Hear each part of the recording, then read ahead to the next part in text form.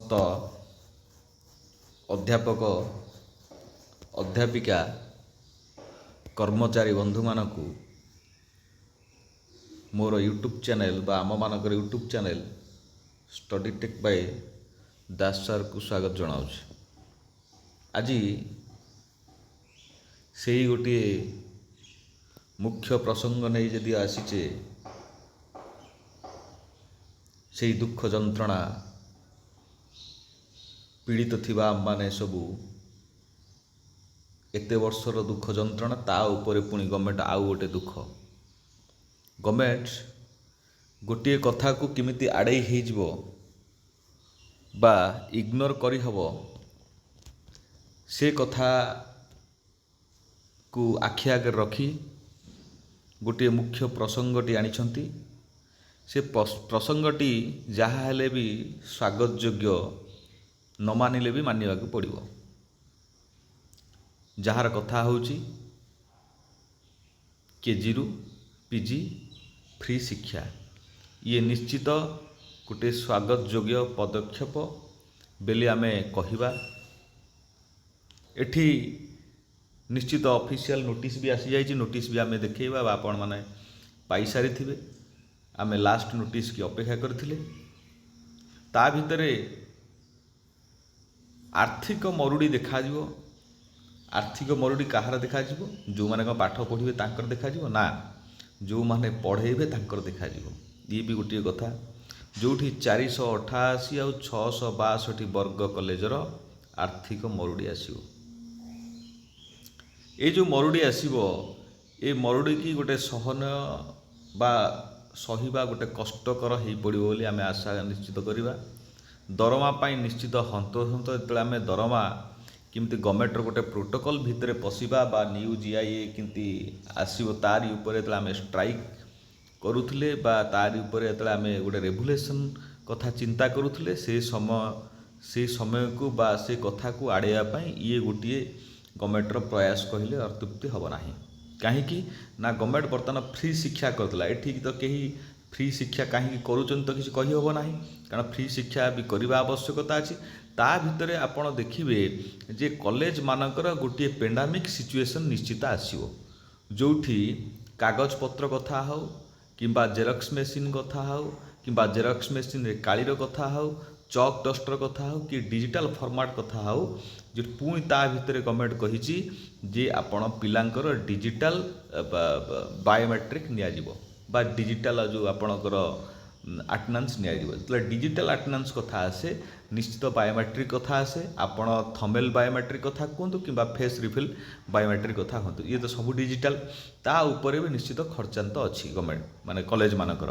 କିନ୍ତୁ ଯେତେବେଳେ ଆମେ ଗଭର୍ଣ୍ଣମେଣ୍ଟ କଲେଜ କଥା କହିବା, ସେମାନଙ୍କର କିଛି ପ୍ରୋବ୍ଲେମ୍ ନାହିଁ ବା କିଛି କଲେଜରେ ଯେତେବେଳେ DP ପୋଷ୍ଟ ଅଛି ସେମାନଙ୍କର କିଛି ପ୍ରୋବ୍ଲେମ୍ ନାହିଁ। ପ୍ରୋବ୍ଲେମ୍ଟା ଏଇଠି କ୍ରିଏଟ୍ କରେ ଯେଉଁଠି ଆପଣ 488 ବା 662 ବର୍ଗରେ ଯେଉଁ ଲେକ୍ଚରମାନେ ବା ଅଧ୍ୟାପକ ଅଧ୍ୟାପିକା କର୍ମଚାରୀ ବନ୍ଧୁମାନେ ଯେଉଁମାନେ ବର୍ତ୍ତମାନ ନ୍ୟୁ GIAର ଆଶାରେ ବା ଆକାଂକ୍ଷାରେ ଅପେକ୍ଷା କରିଛନ୍ତି ବା କରି ଆସୁଛନ୍ତି, ସେମାନଙ୍କ ପାଇଁ ଗୋଟେ ପ୍ରୋବ୍ଲେମ୍ ହେବ ଯେ ସେମାନେ ଯେଉଁ ମିନିମମ୍ ସାଲେରୀ ପାଉଛନ୍ତି ସେ ସାଲେରୀରୁ ନିଶ୍ଚିତ ବଞ୍ଚିତ ରହିବେ। ଇଏ ତ ଗୋଟେ କଥା, କାରଣ ଗଭର୍ଣ୍ଣମେଣ୍ଟ ତ ତାଙ୍କ ପାଇଁ ଡିକ୍ଲେୟାର କରିଦେଲା। ହୁଏତ ତୁମେ ଯଦି କ'ଣ କରୁଛ ଏମାନଙ୍କ ପାଇଁ ଡିକ୍ଲେୟାର କର। ଯଦି ଗଭର୍ଣ୍ଣମେଣ୍ଟ DP ପୋଷ୍ଟକୁ 35,000 ଦେବ ବୋଲି ଚିନ୍ତା କରୁଛି, ତାହେଲେ ଏମାନଙ୍କ ପାଇଁ କାହିଁ ନାହିଁ? ତାହେଲେ ଏମାନଙ୍କୁ ଗୋଟେ ପ୍ରୋଟୋକଲ୍ ଭିତରେ ଗୋଟେ ନ୍ୟୁ GIA ବାହାର କରିଦିଅ। ବାକି ଯେଉଁମାନେ ରହିଲେ 25 ପର୍ଯ୍ୟନ୍ତ ରହିଲେ, ଯେଉଁ ଆମର ଆଜ୍ଞାମାନେ ରହିଲେ ବା ଆମର ସାନ ଭାଇମାନେ ରହିଲେ, ଭଉଣୀମାନେ ରହିଲେ, ସେମାନଙ୍କ ପାଇଁ ଗୋଟେ ପ୍ରୋଟୋକଲ୍ ଭିତରେ ପୁରେଇ ଦିଅ। ୟା ଅର୍ଥ ତମେ ଯେ 5 ବର୍ଷ 7 ବର୍ଷ 9 ବର୍ଷ ଭିତରେ ତାଙ୍କର ଅଲରେଡ଼ି ଯେମିତି ରେଗୁଲାର ହେବା କଥା ହେଇଯିବ, ସେଠି ଆଉ କିଛି ପ୍ରୋବ୍ଲେମ୍ ହେବ ନାହିଁ। ତାପରେ ଆପଣମାନେ ଗୋଟେ କାମ କରିବେ ଯେ ଯେଉଁ DP ପୋଷ୍ଟ ରହିଛି ବା ଆଗକୁ ରିଟାୟାର୍ଡ଼ ହେବେ, ସେମାନେ କ'ଣ କରିବେ ନା ଗଭର୍ଣ୍ଣମେଣ୍ଟର ରୁଲ୍ ରେଗୁଲେସନ୍ ଅନୁସାରେ ଆପଣ ଆପଏଣ୍ଟମେଣ୍ଟ ଦେବେ। ଏଠି କିଛି ପ୍ରୋବ୍ଲେମ୍ ହେବ ନାହିଁ। କାହିଁକି ନା ଯଦିଓ ଜଣେ 10 ବର୍ଷ ବା 5 ବର୍ଷ ବା ଏଠି 17-18 ବର୍ଷ ବିତେଇ ଦେଲେଣି, ସେମାନେ ପୁଣି ଯାଇକି କ'ଣ କରିବେ? ଏ କଥାକୁ ବି ଚିନ୍ତା କରିବା ଥରଟେ ଚିନ୍ତା କରିବା ଆବଶ୍ୟକତା ଥିଲା। ଆପଣ ଖାଲି ଗଭର୍ଣ୍ଣମେଣ୍ଟ ଲେବୁଲକୁ ଚିନ୍ତା କରିଦେଲେ ହେବନି, ଗଭର୍ଣ୍ଣମେଣ୍ଟ କଲେଜମାନଙ୍କୁ ଚିନ୍ତା କରିଦେଲେ, କାରଣ ଗଭର୍ଣ୍ଣମେଣ୍ଟ କଲେଜ ତ ଆପଣ ସବୁ ଫ୍ରି ଦେବେ। କିନ୍ତୁ ଏଇ ଯେଉଁ 488 ବା 662 ଯେଉଁମାନେ ରହିଲେ, ସେମାନେ କ'ଣ କରିବେ? ଏଠି ତ ନିଶ୍ଚିତ କଥା। ଏଠି ଦେଖିବା ଏଠି ଆମର ଗୋଟିଏ ନ୍ୟୁଜ୍ରେ ଏଇଟା ଆସିଥିଲା, ମୁଁ ଏଇଟାକୁ ଟିକେ ଇଏ କରିଦେଉଛି ଜଷ୍ଟ 2 ଘଣ୍ଟା 3 ଘଣ୍ଟା ତଳେ। ଏଠି ଆପଣଙ୍କ ବ୍ଲକ ଗ୍ରାଣ୍ଟ କଲେଜକୁ ସରକାରଙ୍କ ଟଙ୍କା ଦେବେ ଯେ କେଜିରୁ ପିଜି ମାଗଣା ଶିକ୍ଷା ନିଶ୍ଚିତ। ଏଠି କେଜିରୁ ପିଜି ଆପଣ ଉଚ୍ଚଶିକ୍ଷା ମନ୍ତ୍ରୀ କହିଲେ ହେଲା। ପ୍ରଫେସନାଲ କୋର୍ସ କିମ୍ବା ଆପଣ ସେଲ୍ଫ ଫାଇନାନ୍ସିଂ କୋର୍ସରେ ତାଙ୍କୁ ଛାଡ଼ ହେବ ନାହିଁ। ଇଏ କେତେ କେଉଁ ଜାଗାରେ କେତେ ଆପଣଙ୍କ ପ୍ରଫେସନାଲ କୋର୍ସ ବା ଇଏ ଅଛି ସେଇଟାକୁ ଦେଖିବାକୁ ପଡ଼ିବ ହେଲା। ଏ ସବୁ କଥା ଭିତରେ ଯେଉଁ ପିଲାମାନେ ନାମ ଲେଖା କରିଛନ୍ତି ତାଙ୍କର ଏଇଟା ତ ଦେଖେଇଲା, ଏଇଟା କିଛି ଆମ ପାଇଁ କିଛି ଦରକାର ନାହିଁ। ଏଠି ଆପଣ ଯେ ବ୍ଲକ ଗ୍ରାଣ୍ଟ କଲେଜକୁ ନେଇ ଉଚ୍ଚଶିକ୍ଷା ମନ୍ତ୍ରୀଙ୍କର ପ୍ରତିକ୍ରିୟା ଯେ ବ୍ଲକ ଗ୍ରାଣ୍ଟ କଲେଜକୁ ସରକାର ଟଙ୍କା ଦେବେ। ଉଚ୍ଚଶିକ୍ଷା ମନ୍ତ୍ରୀ ସେ କ'ଣ ଦେବେ, ବଜେଟ୍ ବନେଇଛନ୍ତି ଆପଣଙ୍କର କେତେ 8 ଟୋଟାଲ ବନେଇଛନ୍ତି 800 କେତେ 85 କୋଟି ନା ଆପଣଙ୍କର 95 କୋଟି ନେଇକି ଚାଲନ୍ତୁ। ମାନେ ଆପ୍ରୋକ୍ସିମେଟଲି 5 ବର୍ଷରେ ଆପଣଙ୍କର ବଜେଟ୍ ବନିଛି କେତେ 5400 ସମଥିଙ୍ଗ ୟା ଅର୍ଥ ଗୋଟେ ଆପ୍ରୋକ୍ସିମେଟଲି ନେଇକି ଚାଲନ୍ତୁ 5500 କୋଟି ଧରିକି ଚାଲନ୍ତୁ। 500 କୋଟି ତ ନୁହଁ, 500 କୋଟି ଧରିକି ଚାଲନ୍ତୁ। ଏତିକି 5 ବର୍ଷରେ ଏତିକି ବଜେଟ୍ ଖର୍ଚ୍ଚ ହେବ, ତାହେଲେ ପର୍ କଲେଜକୁ କେତେ ପଡ଼ିବ বা ଗଭର୍ଣ୍ଣମେଣ୍ଟ କଲେଜକୁ କେତେ ପଡ଼ିବ। ଯଦି ଆପଣ ଏତିକି ବଜେଟ୍ ବନାଉଛନ୍ତି ତାହେଲେ ଆପଣ 800 କେତେ କୋଟି ବଜେଟ୍ ବନାଉଛନ୍ତି। ଯଦି ଟୋଟାଲ ଆପଣ ଏଇଠି 1500 କୋଟି ବଜେଟ୍ ବନେଇ ଦେଇଥାନ୍ତେ ତାହେଲେ ଏ ଯେଉଁ 488 ଓ 662 କଲେଜର ସବୁଗୁଡ଼ାକ ସଲ୍ଭ ହେଇଯାଇଥାନ୍ତା ବୋଲି ଆମେ ଆଶା ବିଶ୍ୱାସ ନିଶ୍ଚୟ ରଖିବା। ଇଏ ତ ଗୋଟେ କଥା। ତା ଭିତରେ ଆପଣଙ୍କର ଏଇ ଯେଉଁ ବର୍ତ୍ତମାନ ଗତକାଲି ଯେଉଁ ଆପଣଙ୍କର ମେସେଜ୍ ପଳେଇ ଆସିଛି ଗଭର୍ଣ୍ଣମେଣ୍ଟର ଯେ ଆଗରୁ ଆସିନଥିଲା ଯେ ସେମାନେ କ୍ଲିଅର କଟ୍ କରିନଥିଲେ ଯେ ଫି ନେବା ନା ନାହିଁ। କିଛି କଲେଜରେ ସେ ଡେଭଲପମେଣ୍ଟ ଫିସ୍ ଏତିକି ବା ଅଦର ଫିସ୍ ପକାଇକି ଆପଣ କାଟୁଥିଲେ। ଯେହେତୁ ଗଭର୍ଣ୍ଣମେଣ୍ଟ ଡିକ୍ଲେୟାର କରିଦେଇଛି କେଜିରୁ ପିଜି ଆପଣଙ୍କ ଫ୍ରି ଏଜୁକେସନ୍, କିନ୍ତୁ ଲୋକମାନେ ଛାଡ଼ିବେ କି?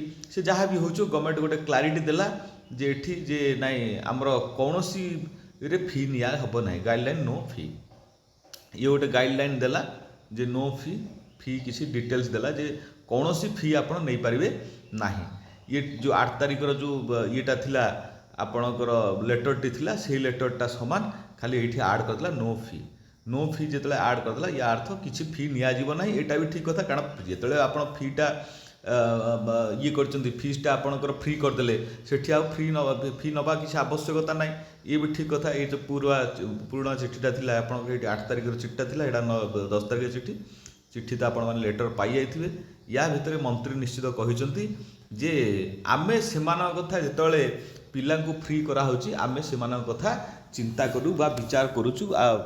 ଆପଣ ଯେମିତି ପିଲାଙ୍କଠୁ ପଇସା ନିଅନ୍ତୁ କିମ୍ବା ଗଭର୍ଣ୍ଣମେଣ୍ଟଠୁ ପଇସା ନିଅନ୍ତୁ, କିନ୍ତୁ ଗଭର୍ଣ୍ଣମେଣ୍ଟଠୁ କେତେ ପଇସା ନେବେ ସିଏ ହେଲା କଥା। ଗଭର୍ଣ୍ଣମେଣ୍ଟ କେଉଁ ରେଟ୍ରେ ଦେବ, ଯଦି ଗଭର୍ଣ୍ଣମେଣ୍ଟ ସେଇ ଗଭର୍ଣ୍ଣମେଣ୍ଟ ରେଟ୍ରେ ଦେବ ସେଇ 1000 ଆଉ 1100 ଦେବ ଯେ ଆମେ ଏଇଠି ନ୍ୟୁ GIA କଥା ଚିନ୍ତା କଲାବେଳେ ଗଭର୍ଣ୍ଣମେଣ୍ଟ କ'ଣ କଲା ନା ସିଏ ଗୋଟିଏ କରିଦେଲା ଯେ ଫ୍ରି ଏଜୁକେସନ୍ ଯେତେବେଳେ କରିଦେଲା କେଜିରୁ ପିଜି ଫ୍ରି ଏଜୁକେସନ୍ କରିଦେଲା, ସେଠି ଗୋଟେ ଧ୍ୟାନ ହଟେଇଦେଲା ଯେ ଏମାନେ ଯେଉଁ ମିନିମମ୍ ସାଲେରୀ ପାଉଥିଲେ ମ୍ୟାନେଜମେଣ୍ଟରୁ ଏଇ ମିନିମମ୍ ସାଲେରୀରେ ରୁହନ୍ତୁ, ଆମେ କିଛି କରିବୁ ନାହିଁ। କିମ୍ବା ଯଦି କ'ଣ କରିବୁ ସେ ଚିନ୍ତା କରନ୍ତୁ ଯେ ସମସ୍ତଙ୍କ ପାଇଁ ଟିକେ ବି ଚିନ୍ତା ଏଇଠି କରନ୍ତୁ।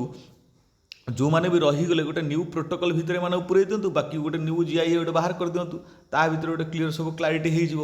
କିନ୍ତୁ ଦେଖାଯାଉ କ'ଣ ହେଉଛି, ଗଭର୍ଣ୍ଣମେଣ୍ଟ କ'ଣ ଚିନ୍ତା କରିଛି। ଆମେ ଗଭର୍ଣ୍ଣମେଣ୍ଟର ପିଲାଙ୍କର ତ ନୋଟିଫିକେସନ୍ ବା ଲେଟରକୁ ଆମେ ଜାଣିଦେଲେ ଯେ ସେମାନଙ୍କର ବାହାରିଲା, କିନ୍ତୁ ଆମେ ଆଉ ସେଇ ଦୁଃଖ ଯନ୍ତ୍ରଣାକୁ ଅପେକ୍ଷା କରିବା, ଦେଖିବା ଗଭର୍ଣ୍ଣମେଣ୍ଟ କ'ଣ ଆମ ପାଇଁ ଚିନ୍ତା କରୁଛି। ଯାହା ବି ହେଉଛୁ ଆପଣମାନେ ଏ ଚ୍ୟାନେଲ୍ ସହିତ ଯୋଡ଼ି ହେଇକି ରହିଥାନ୍ତୁ। ଯେତେବେଳେ ଯେକୌଣସି ନୋଟିଫିକେସନ୍ ଆସିବ ନିଶ୍ଚିତ ଆମେ এই ଚ୍ୟାନେଲ୍ ମାଧ୍ୟମରେ ଅପଲୋଡ଼ କରିବା ଯେ ଆପଣଙ୍କ ପାଖକୁ ନୋଟିଫିକେସନ୍ ଯାଇ ପହଞ୍ଚିବ। ରହିଲି, ଧନ୍ୟବାଦ, ଥ୍ୟାଙ୍କ ୟୁ।